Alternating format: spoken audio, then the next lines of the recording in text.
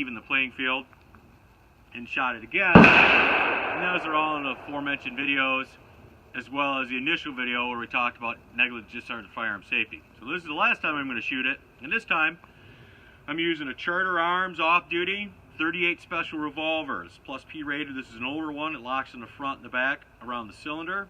I've had the hammer bod and a bear me hip grip.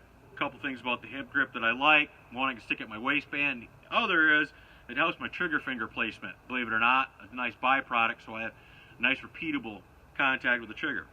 The round we're going to use is a Cor-bon DPX 110 grain plus P. It's 38 special. This is an all copper bullet. This was designed for 5-shot revolvers with shorter barrels. And it's kind of the go-to round for the 38 special crowd. It must be, because it's impossible to find.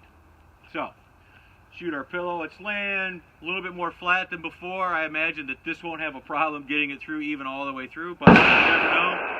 32 didn't perform the way I thought it would the first time, and the second time was much more dramatic than I thought. Here we go.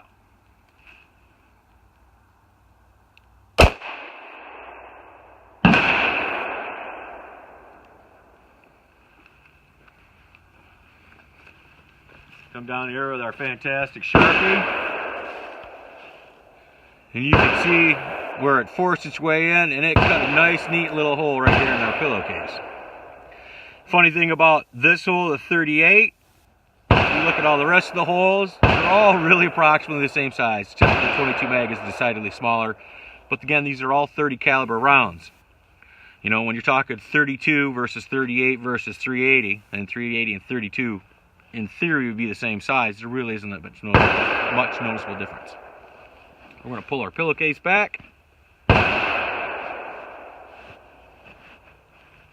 And here we have a clearly defined hole for our 38.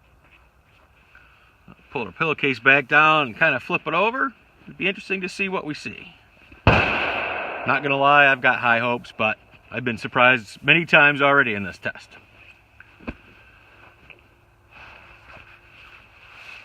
There we go. That's interesting. See here where we have a little bit of stuffing has come out.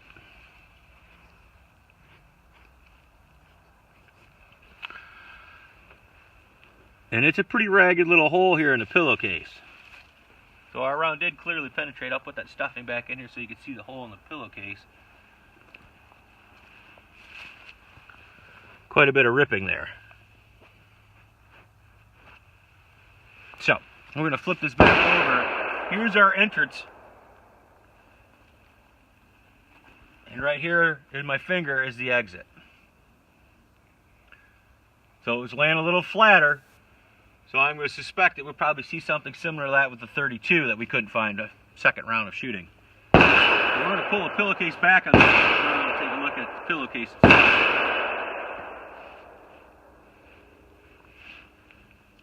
There's where the 38 came out. This is the 32 from last week. Big chunk missing.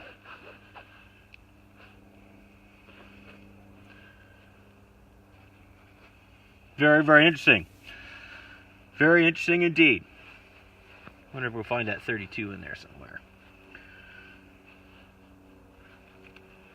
So, join us next time. We're going to take this back to the office and I'm going to cut it up.